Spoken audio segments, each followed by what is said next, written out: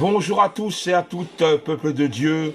Voilà, nous sommes contents de se retrouver à 15 heures pour se connecter avec Dieu notre Père et Jésus son Fils afin de louer sa gloire et de pouvoir parler, célébrer son nom, prier, afin que nous puissions avancer tous ensemble dans le royaume de Dieu. Seigneur, nous te remercions, nous te louons pour ces moments que nous allons passer. Que ta grâce puisse surpasser, que vraiment nous puissions être vraiment connectés avec toi, Seigneur, parce que tu nous as aimés dès le commencement et nous t'aimons, Seigneur, et nous voulons avancer avec toi dans de ton royaume que tu as promis. Seigneur, le but c'est d'avoir la vie éternelle et nous l'avons grâce à toi, Seigneur. Nous n'allons pas mourir comme ça, mais nous allons vraiment, Seigneur, être avec toi, assis près de ton Père, Seigneur, afin de te louer et de célébrer. Je te demande de bénir tous mes frères et mes sœurs, ceux qui ont des problèmes, des difficultés, des maladies, ceux qui ne te connaissent pas, qu'ils puissent vraiment se remettre avec toi, Seigneur, aujourd'hui, et qu'ils puissent être touchés par le nom de Jésus, parce que tu es un Père vraiment merveilleux, un Père rempli d'amour, un Père de grâce, un Père de bonté, et nous t'aimons, Seigneur, et nous voulons te célébrer, t'adorer et te louer, Seigneur, à chaque instant de notre vie. Merci, Seigneur, d'avoir payé le prix sur la croix pour nous.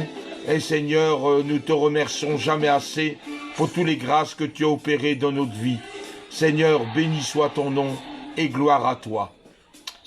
Oui, c'est vrai, avec le Seigneur, nous avons d'abord l'amour, un amour vraiment relationnel, un amour vraiment profond, un amour qui surpasse toute intelligence. Et vraiment, nous aimons notre Dieu plus que vainqueur, parce qu'avec lui, nous pouvons combattre, nous pouvons remporter des victoires grâce au nom de Jésus. Parce que sans lui, nous serons perdants, nous serons perdus.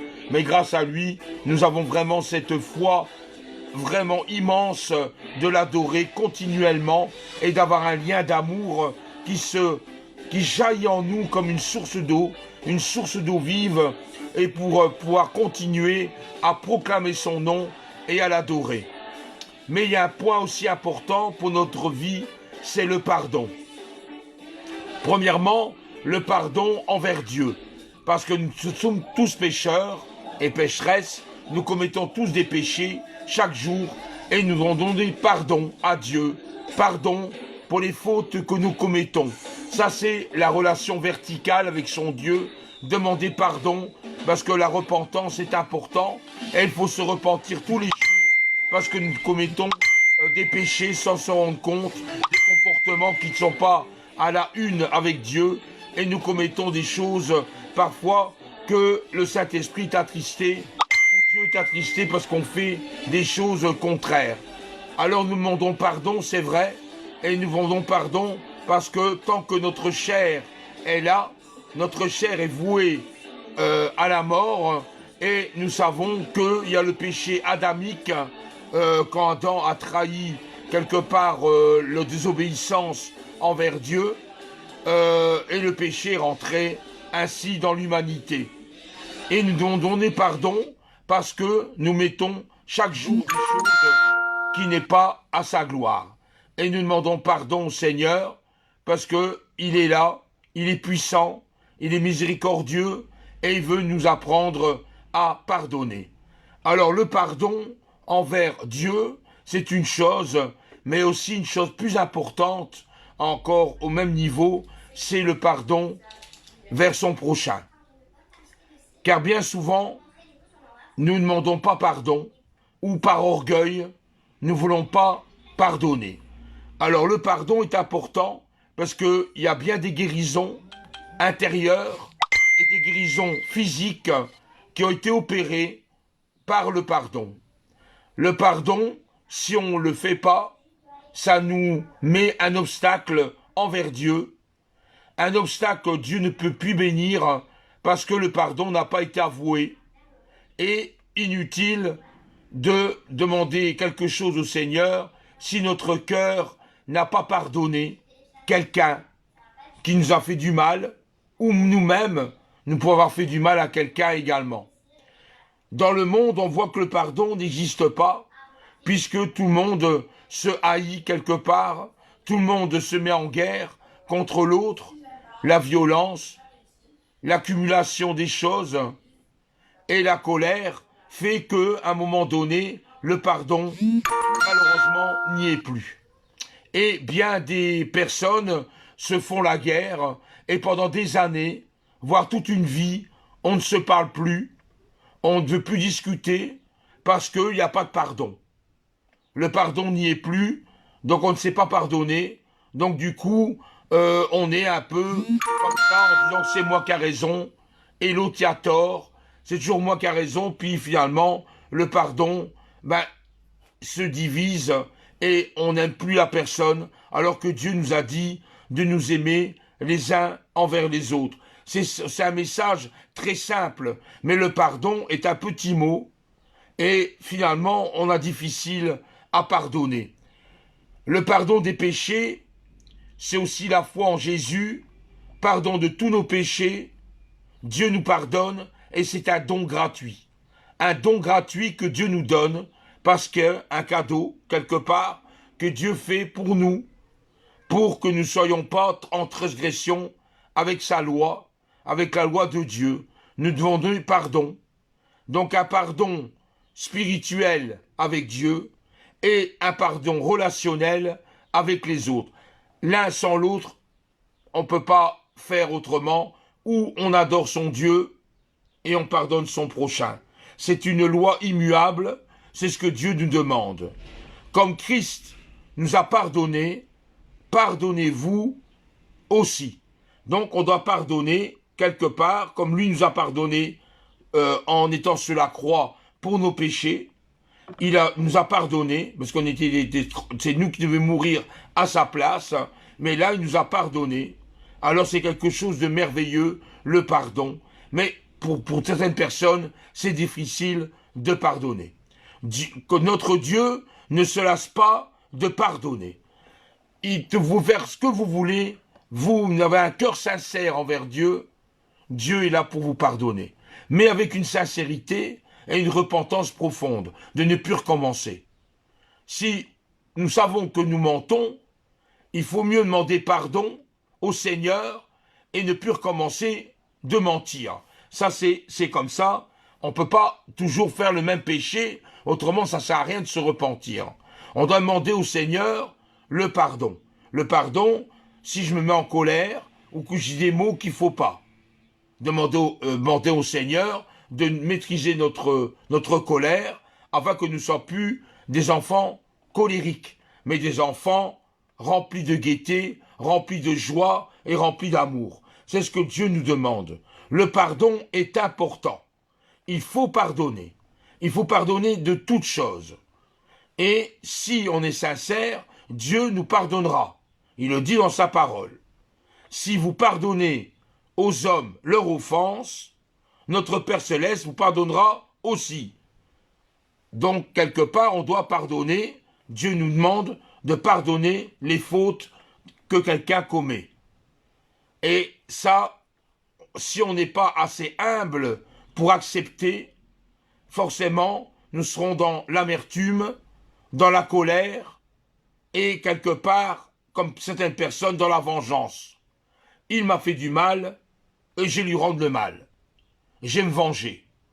Et beaucoup de gens fonctionnent comme ça. Mais même des chrétiens convertis, qui croient en Dieu, ils n'arrivent même pas à pardonner à son prochain.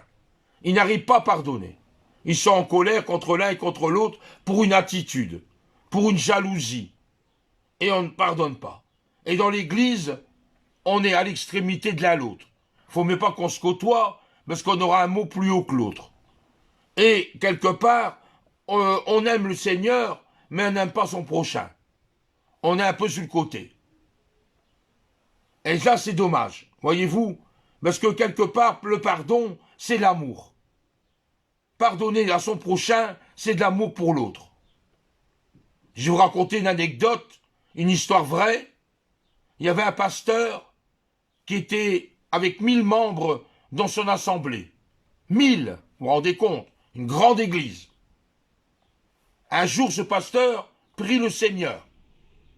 Et il dit, Seigneur, Regarde, 1000 personnes qui suivent ta parole. Moi, je suis le berger. Tu m'as donné cette autorité d'être pasteur.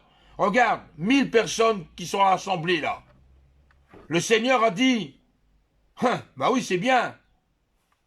Mais il ne s'est pas aimé. Comment ça? Le pasteur, il dit, il ne s'est pas aimé? Mais non, il ne s'est même pas demandé pardon. Ah bon? Ben pourtant, j'ai prêché là-dessus. Sur le pardon, j'ai prêché sur l'amour. Pourquoi dis-tu que... Ben oui, il n'y a pas d'amour dans ton assemblée. Ils viennent comme ça, mais il n'y a pas d'amour. Ils ne s'aiment pas. Personne aide l'un l'autre. Ah bon? Et pourtant, l'assemblée est grand? Oui. Mais ça peut être grand. Mais est-ce qu'ils sont attachés vraiment à moi? Et là, le pasteur se pose des questions. Il dit, mais Seigneur, qu'est-ce que c'est que cette église alors? Et il dit, je vais te prouver qu'il n'y a pas d'amour dans cette église. Ah bon, Seigneur, comment? Ben tout simplement, mets-toi à une personne sans abri. Ah bon? Oui, mets-toi comme ça. Habille-toi avec des vieux habits, mets un peu de graisse sur ton visage, mets un bonnet pour que les gens ne te reconnaissent pas, et mets-toi devant l'église, assis, avec une petite coupelle, en demandant de l'argent. Pendant le culte, avant le culte, c'était à 10h, le culte, et il s'est mis devant l'église à 9h30. Le monde commence à arriver. Les gens de l'église, ils voient la personne devant l'église, certains, ils tournent leur tête. Ils lèvent leur tête en l'air pour ne pas voir la personne qui réclame une pièce, le SDF, on va dire comme ça. Tout le monde passe à côté.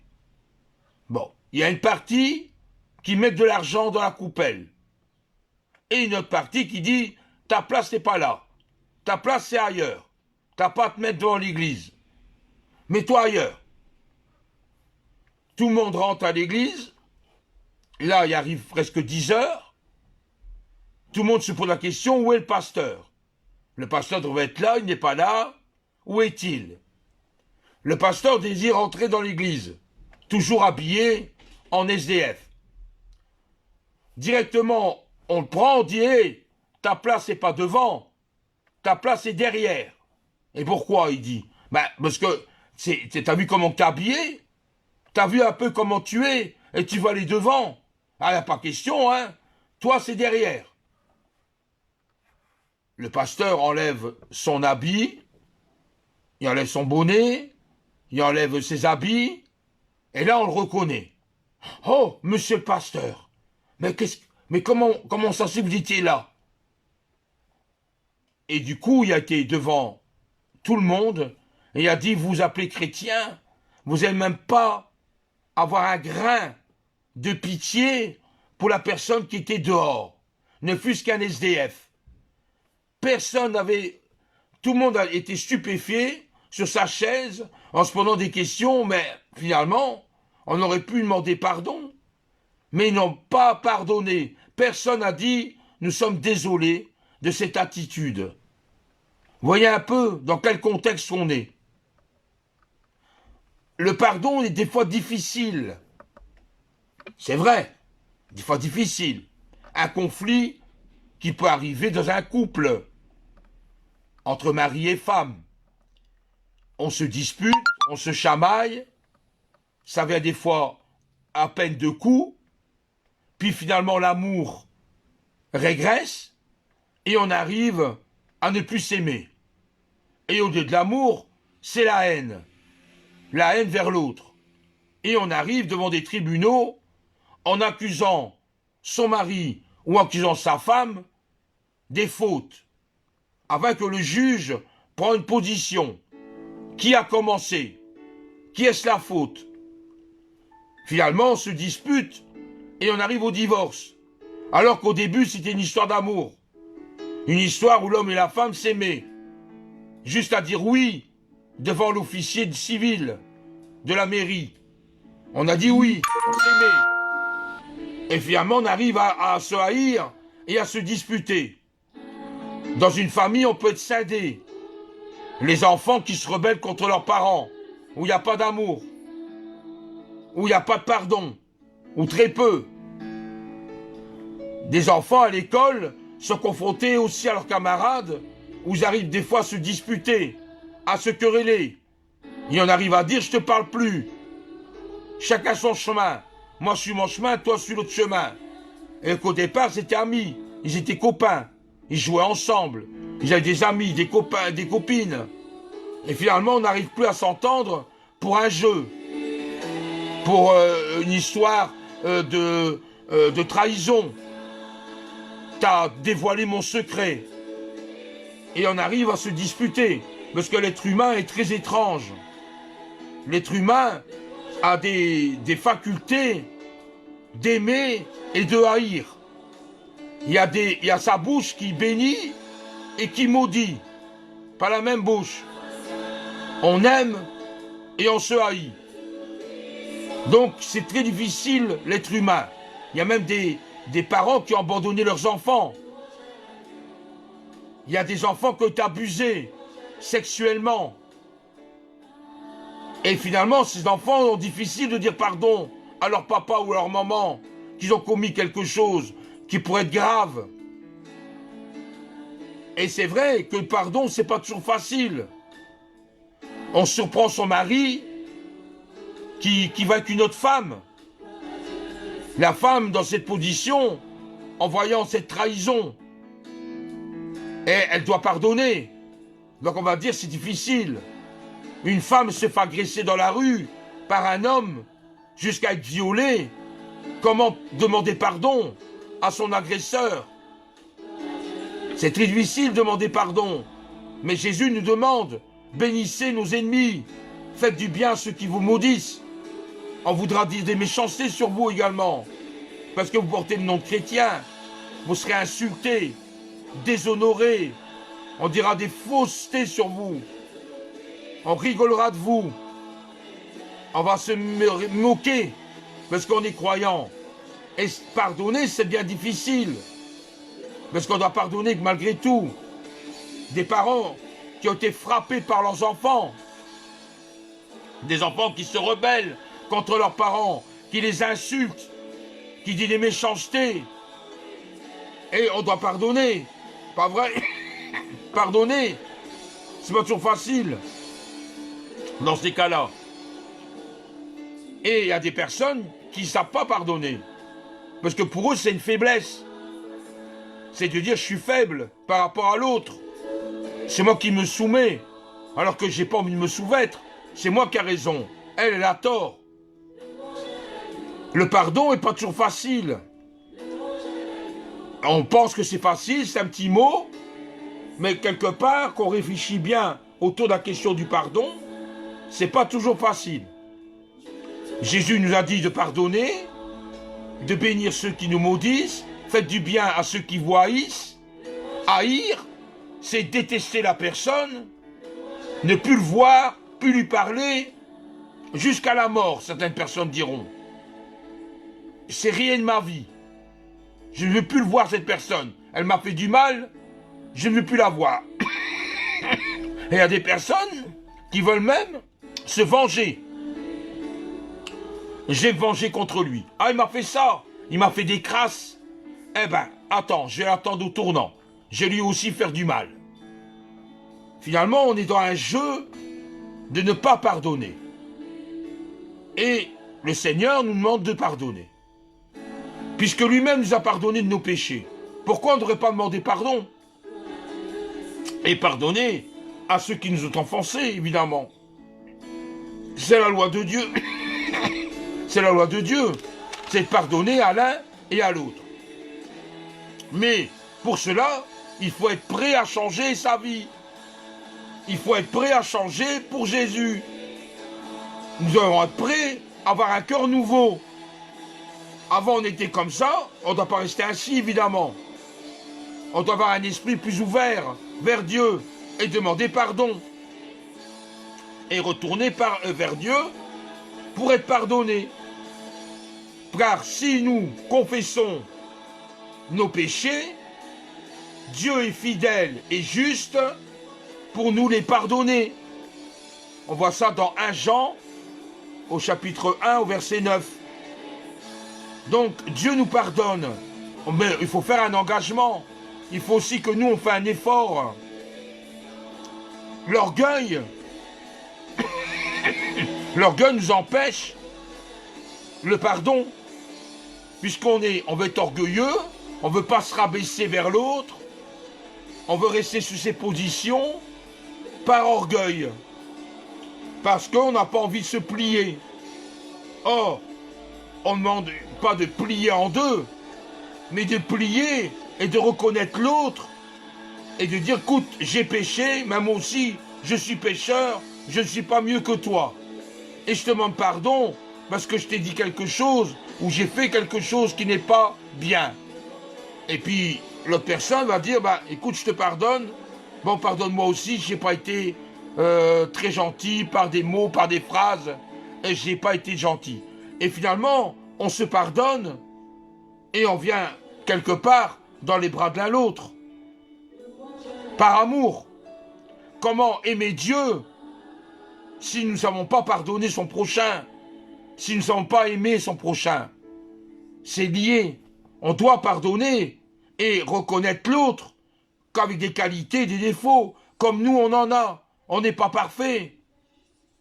Et même si la personne a fait du mal, même si on a été une pierre dans le cœur, un coup de couteau, qu'on a des choses méchantes qui ont été dites, il faut pardonner. On ne peut pas retenir sans rancune. Le pardon est ça.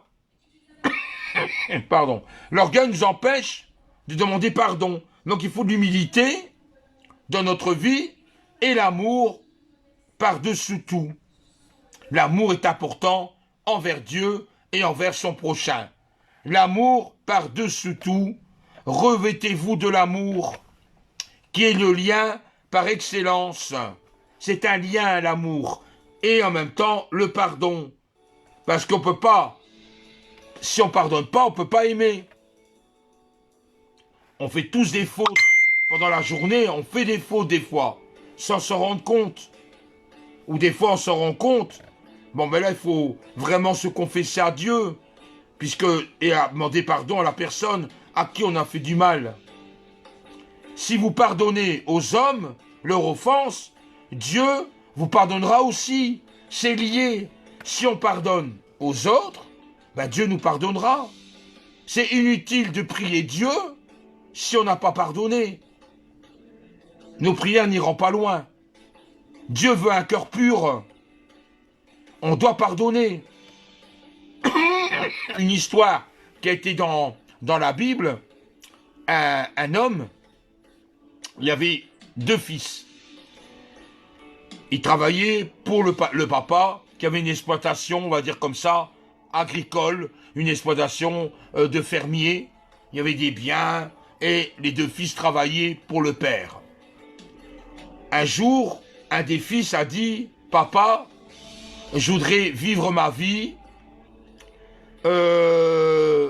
loin du milieu familial, je veux voler de mes propres ailes, je te réclame la moitié de ce que j'ai droit. » Le père, sans hésiter, lui donne une certaine somme d'argent en lui disant « Prends bien soin de ton argent. » Aussitôt fait, aussitôt dit, il est parti avec l'argent dans un pays lointain et a tout délapidé l'argent du papa, avec des femmes, faire la fête, le manger.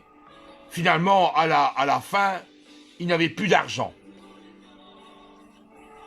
Il a essayé de travailler pour l'un ou pour l'autre, mais c'était une journée par-ci, une journée par-là, des fois il n'y avait rien, c'était la disette. Et à un moment donné, il voit même les cochons qui mangent des caroubes. Donc les caroubes, c'est des sortes de nourriture pour les cochons. Il avait tellement faim qu'il a pris des caroubes pour essayer d'en manger, parce qu'il avait faim. Puis jaillit dans son esprit, Finalement, chez papa, j'étais bien. J'avais à manger, j'avais à boire, j'avais tout ce qu'il fallait.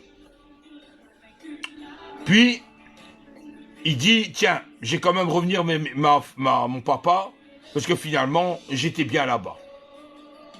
Pendant qu'il était en chemin de revenir à la maison familiale, l'autre fils, son frère, ne se doutait de rien. Mais le père savait que le fils allait arriver.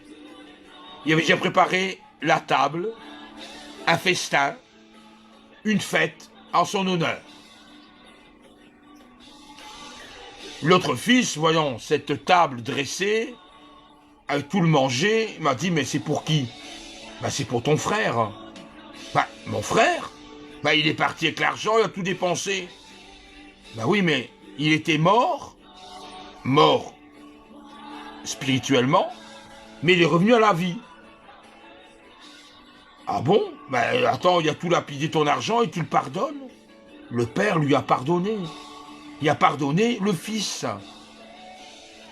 Il aurait pu pas le pardonner en disant t'as tout dépensé mon argent.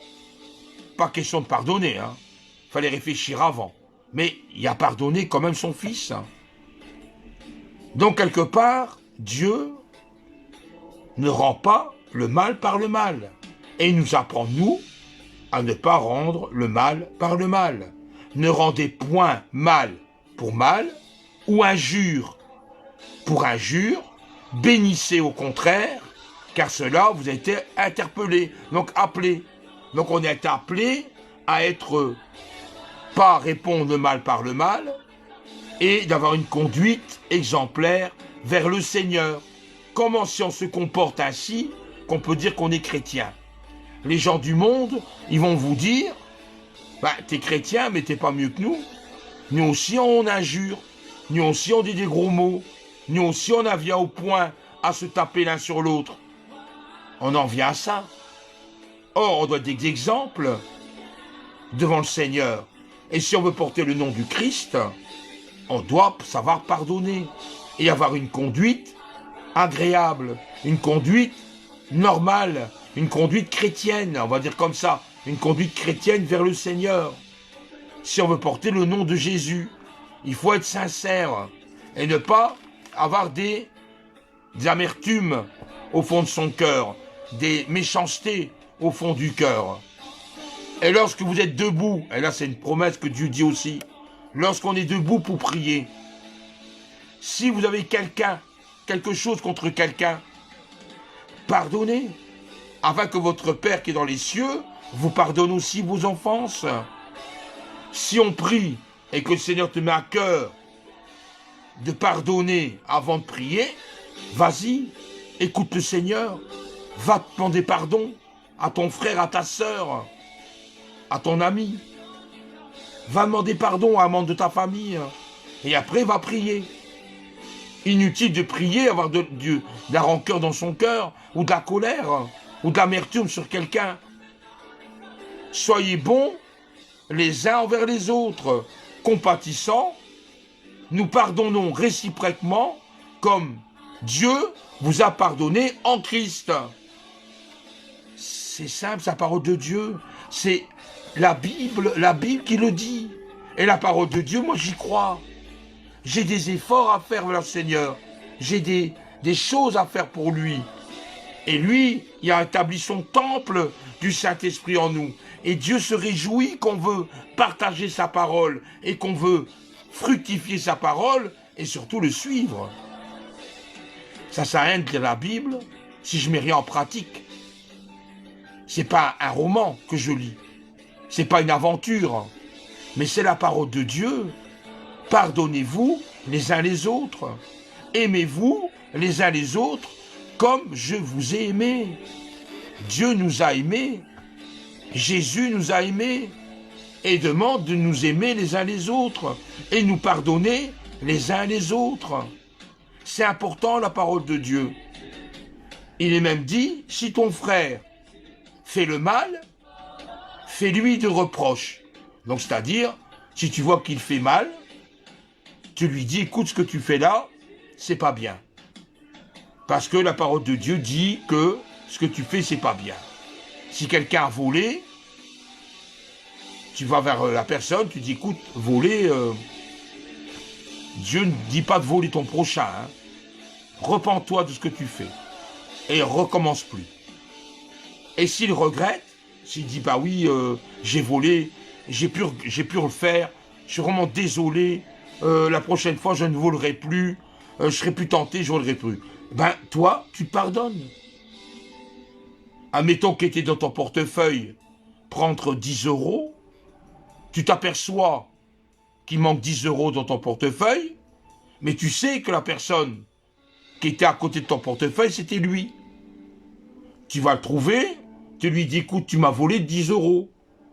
La personne va dire, non, c'est pas moi, non, j'ai pas pris les 10 €. Alors qu'on sait que c'est lui, il n'y avait qu'une seule personne, il n'y a pas d'autres personnes à côté de lui, donc c'est lui.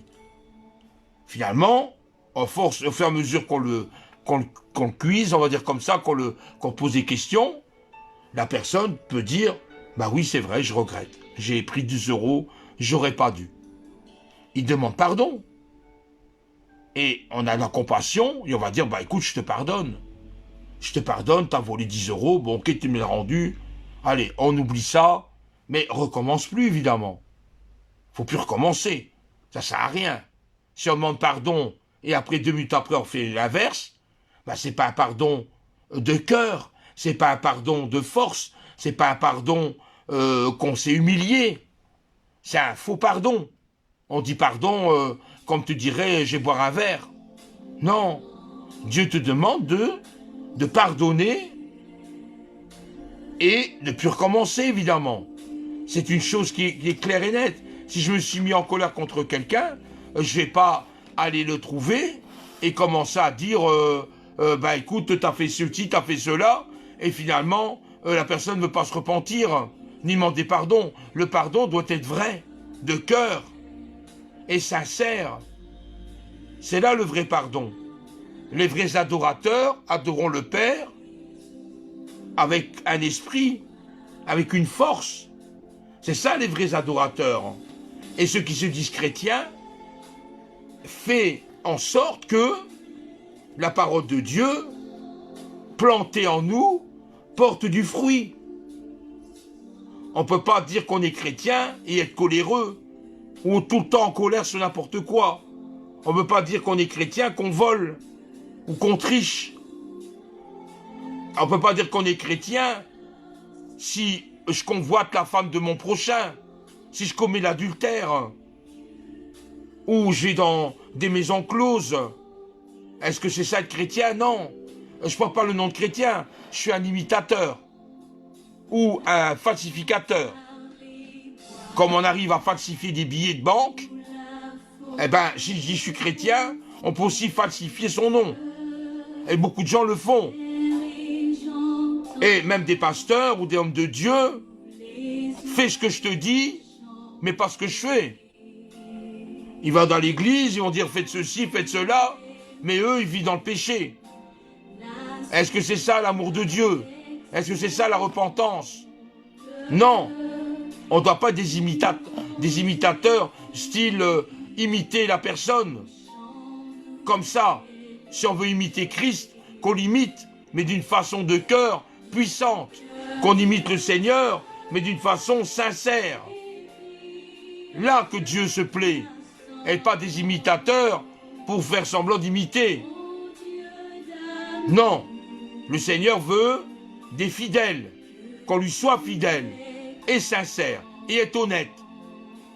On n'a pas à mentir devant l'Éternel, parce que Dieu sonde nos cœurs. Donc sachez pardonner, même si c'est des fautes très dures à dire oui, c'est vrai. Parce qu'il y a des maladies physiques, et par un simple pardon, la maladie a disparu du corps. Je vous dis la vérité. On ne peut pas demander au Seigneur d'être guéri si on n'a pas pardonné à quelqu'un. Que le Seigneur nous a montré. Le pardon, dans notre vie, fructifie l'amour. Si on aime, on pardonne son prochain. On doit aimer, c'est vrai, aimer toute personne, mais on doit aussi avoir de l'amour en toi et le pardon qui se lie. Je vous dis, il y a des pardons très difficiles. Je vais vous donner un témoignage, mon témoignage. J'ai eu des parents, mon père surtout, a été très violent. J'ai vécu une enfance dans la violence, où mon père me frappait, m'humiliait. Il a fait des choses atroces. Donc me taper avec un air de bœuf, avec une sorte de martinet. J'étais à genoux pendant des heures. Toute cette accumulation de méchanceté, il le portait sur moi. Finalement, j'en voulais à mon père et j'avais plus de l'amour vers mon père, c'était devenu de la haine vers mon père. Il y a eu un moment donné où je me suis affranchi, où je me suis querellé avec mon père et je suis venu aux mains. J'ai failli quelque part maîtriser mon père et j'avais de la haine tellement forte que je suis venu aux mains vers mon père parce qu'il y avait une accumulation de choses. Je me suis séparé de mon père parce que je suis parti de la maison familiale. Mon père désirait que je revienne, j'ai jamais revenu. Jusque mon père est mort. Mais quelque part, la haine était là et j'en voulais à mon père. Mais quand je me suis converti, que j'ai demandé pardon au Seigneur, c'est là que je me suis rendu compte que la haine n'était pas quelque chose de bien, malgré le mal que mon père m'avait fait. Je vais lui demander pardon. Je vais lui demander pardon et pardonner quelque part tous les actes de cruauté qu'il m'a fait subir. Et le Seigneur a béni parce que j'ai demandé pardon. Et le pardon était au-dessus des choses, parce que mon père m'a même tiré dessus avec une arme à feu. Donc voyez bien la haine qu'il y avait à ce moment-là. Il avait tiré sur ma jambe. Pendant 2 mois, j'ai dû aller à l'école avec des béquilles, en allant de Moucron, là où j'habite, jusqu'à Tournai. Et on devait faire l'aller-retour en train avec des béquilles. Je vous assure que c'est pas agréable. Donc c'était une force à aller à l'école en marchant que sur un seul pied, en enjambant des bus, en allant dans des trains avec des béquilles, parce que personne t'aide évidemment. Même si tu as des béquilles, on passera à côté, on va pas dire tiens j'ai donné un coup de main pour que tu puisses monter dans le train. Chacun pour soi, ça c'est le monde actuel. On voit quelqu'un qui n'arrive pas, on ignore la personne. Mais ça, bon, c'est le monde et sa convoitise, c'est ainsi. Moi, ce que je voulais vous dire, c'est que j'ai dû pardonner et je l'ai fait de bon cœur, puisque la rancune, ça ne servira à rien. La méchanceté, ça ne sert à rien non plus. Et mon cœur a été changé, renouvelé, puisque on passe d'abord par la repentance envers Jésus, on demande pardon pour nos péchés, et ensuite on passe par la nouvelle naissance, et la nouvelle naissance change totalement notre esprit et notre façon de penser. Avant on pensait comme ça, avec la nouvelle naissance, on pense autrement. Dieu nous change, nous transforme, nous régénère à sa façon, et l'amour dans notre corps fait beaucoup de choses qui fait qu'on balaye les circonstances, et au lieu d'avoir de la haine, on commence à aimer tel qu'il est et à aimer son prochain. Jésus nous dit aussi de ne pas juger. Le jugement est facile.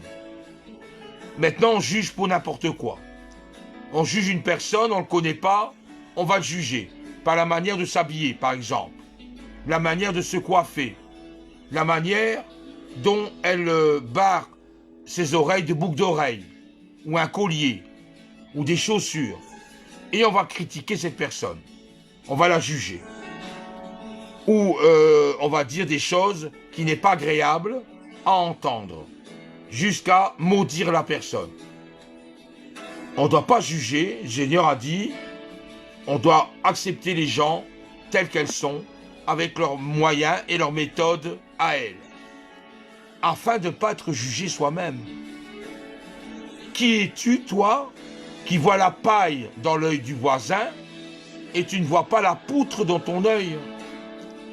On voit toujours les défauts des autres, mais est-ce que ces défauts à soi, on les voit? Est-ce qu'on est bien, nous? Jésus a dit, ne jugez point, afin que vous ne serez point jugés.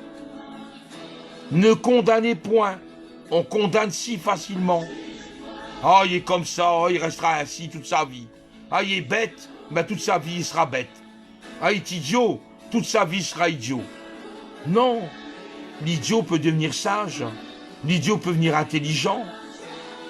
L'idiot peut devenir cultivé. Donc, il peut changer grâce à l'évangile. Grâce à la parole de Dieu, il va être changé. On ne doit pas le condamner. Ah, il est voleur. Ben, toute sa vie, il va voler. Non, il a peut-être volé à un moment donné, mais avec le Seigneur, il s'est rendu compte qu'il ne volera plus. Il ment. Ah, il a toujours menti. Toute sa vie, il va mentir. Non, il peut mentir maintenant. Et puis, régénéré par le Seigneur, il ne mentira plus. On ne doit pas condamner une personne. Et on ne sera pas condamné nous-mêmes. Puisqu'on... Le Seigneur va nous dire, ben, toi aussi tu fais des choses et tu ne l'as pas fait. Voilà. Donc on doit pardonner et nous serons pardonnés. Le Seigneur a une parole et il suffit d'écouter. On voit ça dans Luc, chapitre 6 au verset 7. De ne pas juger, de ne pas dire des choses. Parce que si nous confessons nos péchés, il est fidèle et juste pour nous les pardonner et pour purifier de toute iniquité. Donc, Dieu fait une œuvre merveilleuse en nous et on doit parler de nos péchés. On doit lui dire, voilà, c'est plus fort que moi, je fais des choses qui n'est pas ta gloire. Seigneur, viens dans ma vie, transforme ces choses, afin que je puisse plus refaire les mêmes choses. C'est ça la confiance, la relation personnelle avec son Dieu. On voit ça dans 1 Jean, chapitre 1, au verset 9. Le refus de pardonner nous éloigne de Dieu. Si on ne pardonne pas, on s'éloignera de Dieu. Et on ne peut pas dire qu'on est chrétien si on est éloigné de Dieu. Au contraire, il faut se rapprocher de Dieu. Il faut pardonner pour se rapprocher. N'oubliez pas une chose. Quand Jésus a été humilié, on lui a frappé dans la figure. On lui a donné des coups de poing. On a craché dans sa figure. On lui a fait des soufflets, donc des claques dans la figure de Jésus. Il n'a pas bronché. On lui a dressé une couronne d'épines pour le mettre sur sa tête. Et des épines, croyez-moi, quand ça rentre dans votre peau, c'est pas une caresse, hein. Ça fait vraiment mal, hein.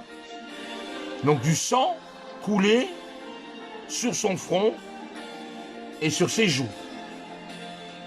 De plus, on lui a donné un coup de poing, donc je suppose qu'il y avait des hématomes, il y avait peut-être un œil au beurre noir, parce qu'on lui a tapé dessus. Ensuite, on a critiqué Jésus, on l'a humilié, on a dit des choses atroces, des insultes. On a dit ça. Ensuite, on a passé à un cap supérieur, la flagellation. Il devait recevoir des coups de fouet. Et croyez-moi, ce n'était pas un fouet tout simple. C'était des fouets avec du plomb au bout, qui arrache la peau quand on vous frappe.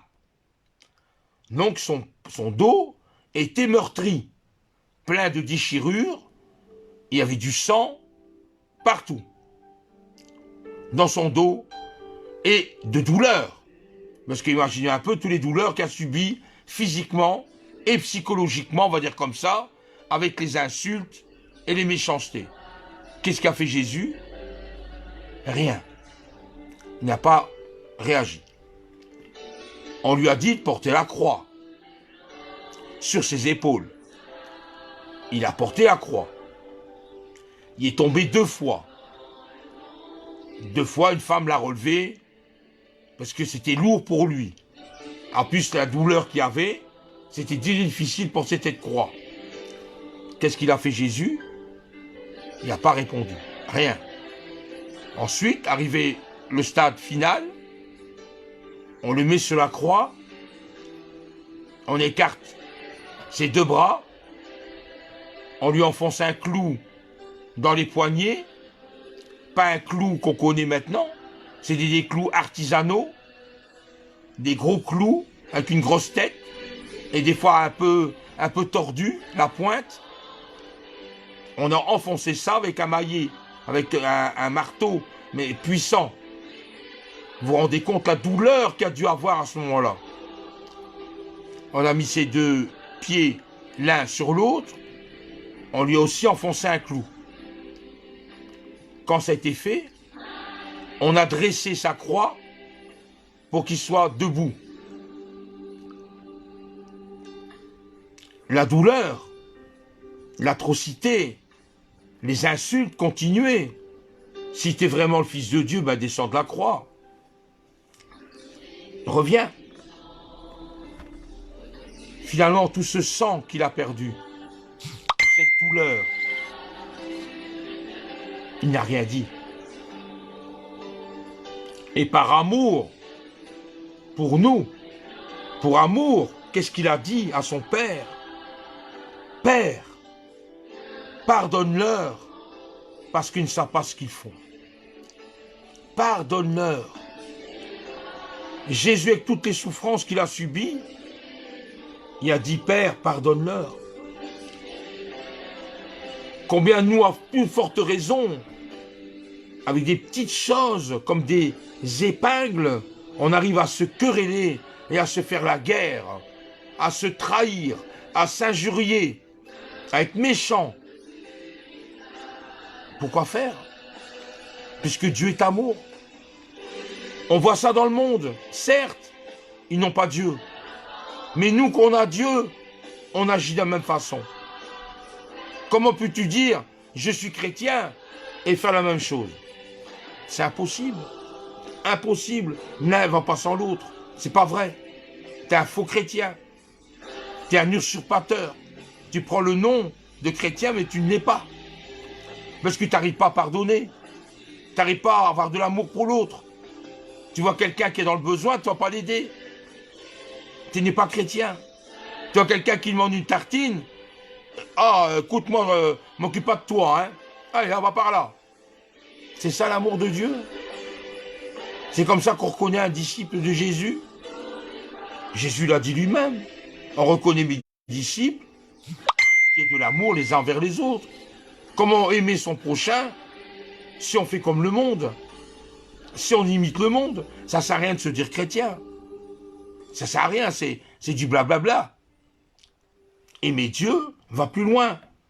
C'est aimer à pardonner. Le refus de pardonner, ça nous éloigne. Et Jésus l'a dit, pardonnez nos offenses, dans la prière qui a voulu montrer à ses disciples comment il fallait prier.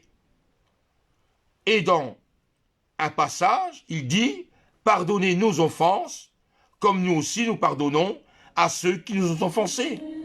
Dans Matthieu, chapitre 6, au verset 12. Il faut savoir pardonner. Si on n'arrive pas, demandons à Dieu de nous donner la force de pardonner. Parce que c'est que Dieu seul qui peut pardonner et donner cette force. Et si on ne pardonne pas, il arrive un tas de choses. L'amertume, des rancœurs. On n'est pas content. On voit que du mal. La personne qui était quelque part bien au départ, elle devient tout à fait noire. On ne voit que ses défauts. On ne voit même plus les qualités de cet homme ou de cette femme. On voit que du négatif. Que du négatif, on voit tout de mal. On est amertume contre lui ou contre elle. Voilà, on n'est pas content. Ensuite, la vengeance. On veut se venger de la personne. Il m'a fait ça, je vais lui rendre aussi. Hein. Et encore plus, hein, pour que la prochaine fois, il fasse ça à moi. Hein. La vengeance, c'est le manque de pardon. C'est se venger. L'esprit de jugement. On arrive à juger la personne. Ah, il est comme ça. Ah, il est comme ça. Ah, il est comme ça. Hein. Finalement, peut-être pas. Si on le connaît un peu mieux, peut-être la personne tout à fait différente de ce qu'on pensait. On ne doit pas juger sur une histoire qu'il a fait. Et aussi la colère. On devient coléreux, rancunier. Ah, j'en veux cette personne toute ma vie. Je ne lui pardonnerai jamais ce qu'il m'a fait. Ça, c'est le monde. Le monde dit ça. Je n'irai jamais pardon. Jamais, moi, mettre à genoux devant lui. Tu rigoles ou pas? Jamais je me mettrai à genoux. C'est lui qui doit se mettre à genoux devant moi. Ça, c'est le monde. Est-ce que Dieu dit ça? Non. Dans sa parole, il dit, va pardonner. Laisse la prière de côté ou ton offrande et va d'abord te réconcilier avec ton prochain. Et après, viens prier. C'est pas moi qui le dis, c'est le Seigneur. Comment pardonner à ceux ou à celles qui nous ont déçus, trahis ou blessés? Des fois, une attitude, un geste. On peut pas savoir pardonner. On est rempli de critiques. On est rempli de sensibilité parce que la personne m'a fait du mal. Et des exemples, on a plein. Il y a plein d'exemples où le pardon est important, aussi bien aimer. Aimer est important également. Dans la parole de Dieu, il dit, devenez bons les uns pour les autres, pleins tendre compassion, vous pardonnant volontiers les uns envers les autres. C'est la parole de Dieu dans Éphésiens, chapitre 4, au verset 32, qui le dit. Il faut se pardonner. On fait tous des fautes. On n'est pas parfait. On essaye de temps d'être parfait. Avec Jésus, on essaye d'être dans ses pas pour devenir comme lui. Mais on n'arrivera jamais, évidemment. C'est le Fils de Dieu. Lui est exempt de péché. Mais nous, on doit essayer de s'approcher de lui et de l'imiter. Il n'a jamais haï personne, lui. Il a toujours pardonné. Et toujours ému de compassion. Il pleurait. Il y avait des sentiments, comme nous. Il était dans un corps d'homme. Il y avait des sentiments. Mais il n'a jamais haï quelqu'un. Malgré que les disciples, ils l'ont trahi. Quand Jésus s'est fait arrêter, il y avait 12 disciples. Il y avait un qui avait trahi, c'était Judas. Les 11 autres étaient bien là. Et quand il s'est fait arrêter, personne n'a fait quelque chose. Tout le monde est parti de son côté, de peur pour leur vie. Ils essayaient de sauver leur vie à ce moment-là. Il y a même une femme qui a reconnu un des disciples. Mais toi, tu n'étais pas avec Jésus, le Nazaréen? Tu n'étais pas avec lui? Qu'est-ce qu'il a répondu? Moi, je ne connais pas cet homme. Je n'ai jamais vu. Vous voyez? Et Jésus le savait. Il le savait par révélation. Puisque ce disciple-là en question, si on t'arrête, ils auront affaire à moi. Hein. Et je prendrai mon glaive et je vais me défendre. Hein. Je vais te défendre, Jésus. Hein. Personne ne mettra te toucher. Hein. Parce que moi, qu'ils viennent, j'ai mon couteau. Hein. Et j'ai même mes poings. Hein. S'il faut, ils viennent, hop, on se bat. Hein. Jamais ils vont te toucher, Jésus. Hein. Moi, je suis là pour te défendre. Hein. Et Jésus lui a dit, avant que le coq chante 2 fois, tu me renieras 3 fois. Ah, n'importe quoi, comme si j'ai renié. Jésus savait. Et quand il s'est fait arrêter, Coq a chanté une fois, il y avait déjà... Puis la deuxième fois, le coq chante. Et à ce moment-là, il a réalisé ce que Jésus avait dit. Et il a pleuré amèrement. Il a pleuré. Puisqu'il s'est rendu compte que Jésus n'avait pas tort, qu'il disait la vérité. Amen. Frères et sœurs, amis, pardonnez votre prochain comme Dieu vous pardonne. Demandez pardon à Dieu et demandez pardon même à vos ennemis, même ceux qui vous haïssent, même ceux qui font du mal, même si on te maltraite, même si on dit des faussetés ou des méchancetés sur toi. Pardonne-les, pardonne-les. Et tu vas croître spirituellement. Tu vas marcher de mieux en mieux avec le Seigneur si tu arrives à pardonner. Voilà, que le Seigneur vous bénisse. Seigneur, je te loue, Père éternel, parce que tu nous as demandé d'aimer son prochain, de t'aimer d'abord toi, puis d'aimer son prochain, et d'avoir de l'amour au lieu de la haine. Seigneur, change mon cœur, change ma vie, afin que je puisse devenir comme toi, Seigneur. Un amour compatissant, un amour consolateur, un amour qui nous aime tel que nous sommes. Seigneur, pardon si j'ai pas été, quelque part, pardon que j'ai pas suivi à la lettre ta parole. Pardon si je n'ai pas été parfait à tes yeux. Pardon si j'ai commis des fautes. Seigneur, j'ai vraiment essayé de ne plus en faire et de demander ton aide dans ma vie afin de transformer ces choses-là. Seigneur, tu sais qu'on t'aime. Tu sais que c'est un amour incomparable, un amour vraiment vivifiant. Seigneur, pardonne-nous de toutes choses. Seigneur, je prie pour mes amis qui sont malades. Je prie pour ceux qui sont malades de corps et d'esprit, que tu puisses les toucher maintenant, Seigneur. Guéris-les, Seigneur, parce qu'ils ont compris ta parole. Tu vois, Seigneur, ils t'aiment. Tu vois, Seigneur, certains vont demander pardon. Seigneur, accorde ta main sur eux, afin qu'ils soient bénis, afin qu'ils soient réconfortés avec toi, qu'ils soient réconciliés avec toi et avec le Père. Seigneur, nous te louons, nous te bénissons, parce que nous avons passé un agréable moment et nous comprenons mieux le sens pardon. Seigneur, merci parce que tu nous as pardonné de nos transgressions et nous avons été justes vers toi, se mettre à genoux et remettre tous nos péchés, toutes nos transgressions, tous nos fautes, tous nos jugements que nous avons fait sur l'un ou sur l'autre. Seigneur, merci parce que tu es là pour nous aider à grandir spirituellement, à se fortifier en Christ, dans la gloire de ton nom. Amen. Voilà mes frères et sœurs, nous sommes arrivés à la fin. On voit encore demain à 15h, la même heure, et avec joie. Et apprenons-nous à nous aimer de mieux en mieux.